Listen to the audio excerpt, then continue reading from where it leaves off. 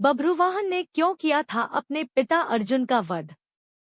महाभारत की कथा में एक प्रसंग आता है जब बभ्रुवाहन एक युद्ध में अपने पिता अर्जुन का वध कर देता है। अर्जुन ने द्रौपदी और सुभद्रा के अलावा दो अन्य विवाह और किए थे।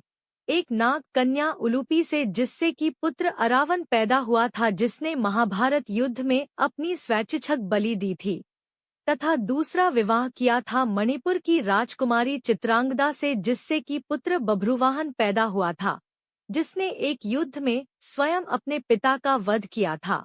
आइए विस्तार पूर्वक पढ़ते हैं कि आखिर क्यों बभ्रुवाहन ने अपने पिता अर्जुन का वध किया तथा अर्जुन पुनः कैसे जीवित हुए। युधिष्ठिर ने किया अश्वमेध यज्ञ करने का निश्चय। महाभारत युद्ध में भीष्म पितामह की मृत्यु से युधिष्ठिर को बहुत दुख हुआ। तब महर्षि वेदव्यास व श्री कृष्ण ने उन्हें समझाया और धर्मपूर्वक शासन करने के लिए कहा। शोक निवारण के लिए महर्षि वेदव्यास ने युधिष्ठिर से अश्वमेध यज्ञ करने के लिए भी कहा। तब युधिष्ठिर ने कहा कि इस समय राजकोष खाली हो चुका है, अश्वमेध यज्ञ करने के लिए बहुत से धन की आवश्यकता होती है जो अभी उपलब्ध नहीं है। युधिष्ठिर की बात सुनकर महर्षि वेदव्यास ने बताया कि पूर्व काल में राजा मरुत ने एक बहुत बड़ा यज्ञ किया था। उस यज्ञ में उन्होंने ब्राह्मणों को बहुत सा सोना दिया था। बहुत अधिक मात्रा में होने के कारण ब्राह्मण वह सोना अपने साथ नहीं ले जा पाए। वह सोना आज भी हिमालय पर पड़ा है। उस धन से अश्वमेध यज्ञ किया जा सकता है। युधिष्ठिर ने ऐसा ही करने का निर्णय लिया।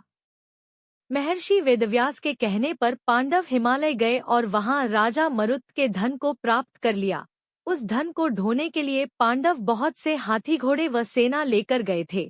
उनकी संख्या इस प्रकार है: 60,000 ऊंट, 1,20,00,000 घोड़े, 1,00,000 हाथी, रथ और छकड़े। इनके अलावा गधों और मनुष्यों की तो गिनती ही नहीं थी। इस प्रकार इतना सारा धन पांडव हस्तिनापुर लेकर आए। अर्जुन को बनाया था यज्ञ के घोड़े का रक्षक। पांडवों ने शुभ मुहूर्त देखकर यज्ञ का शुभारंभ किया और अर्जुन को रक्षक बनाकर घोड़ा छोड़ दिया।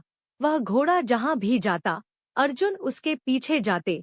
अनेक राजाओं ने पांडवों की अधीनता स्वीकार कर ली।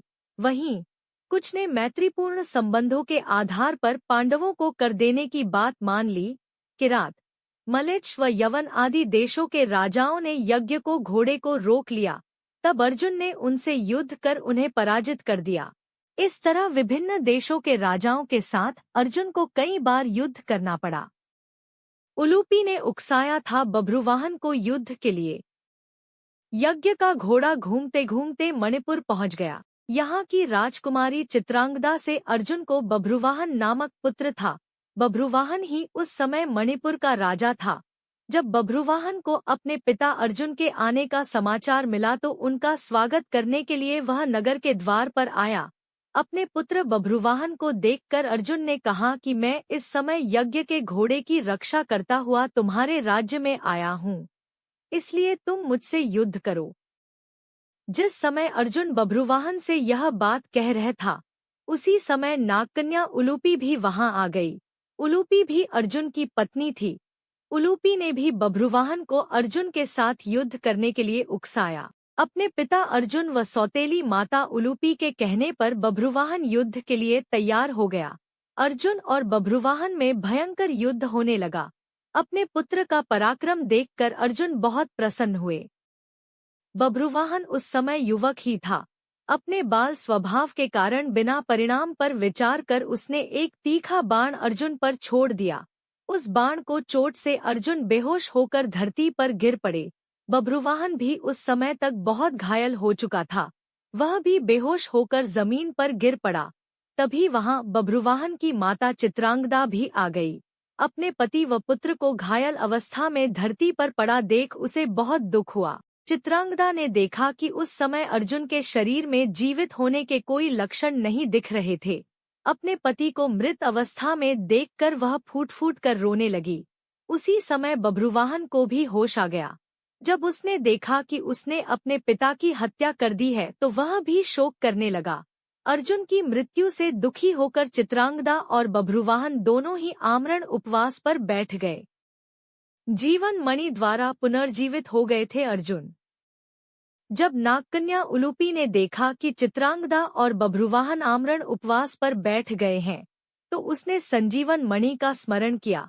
उस मणि के हाथ में आते ही उलूपी ने बभ्रुवाहन से कहा कि यह मणि अपने पिता अर्जुन की छाती पर रख दो। बभ्रुवाहन ने ऐसा ही किया। वह मणि छाती पर रखते ही अर्जुन जीवित हो उठे। अर्जुन द्वारा पूछने पर उलूपी ने बताया कि यह मेरी ही मोहिनी माया थी। उलूपी ने बताया कि छल पूर्वक भीष्म का वध करने के कारण वसु, एक प्रकार के देवता, आपको श्राप देना चाहते थे। जब यह बात मुझे पता चली तो मैंने यह बात अपने पिता को बताई। उन्होंने वसुओं के पास जाकर ऐसा न करने की प्रार्थना की। तब वसुओं ने प्रसन्न होकर कहा कि मणिपुर का राजा बभ्रुवाहन अर्जुन का पुत्र है। यदि वह बाणों से अपने पिता का वध कर देगा तो अर्जुन को अपने पाप से छुटकारा मिल जाएगा। आपको वसुओं के श्राप से बचाने के लिए ही मैंने यह मोहिनी माया दिखलाई थी। इस प्रकार पूरी बात जानकर अर्जुन, बभ्रुवाहन और चित्रांगदा भी प्रसन्न हो गए। अर्जुन ने बभ्रुवाहन को अश्वमेध यज्ञ में आने का निमंत्रण दिया और पुनः अपनी यात्रा पर चल दिए। इस प्रकार अर्जुन अन्य देशों के राजाओं को पराजित करते हुए पुनः हस्तिनापुर आए। अर्जुन के आने की खबर सुनकर युधिष्ठिर आदि पांडव व श्री कृष्ण बहुत प्रसन्न हुए। तय समय पर उचित स्थान देखकर यज्ञ के लिए भूमि का चयन किया गया। शुभ मुहूर्त में यज्ञ प्रारंभ किया गया।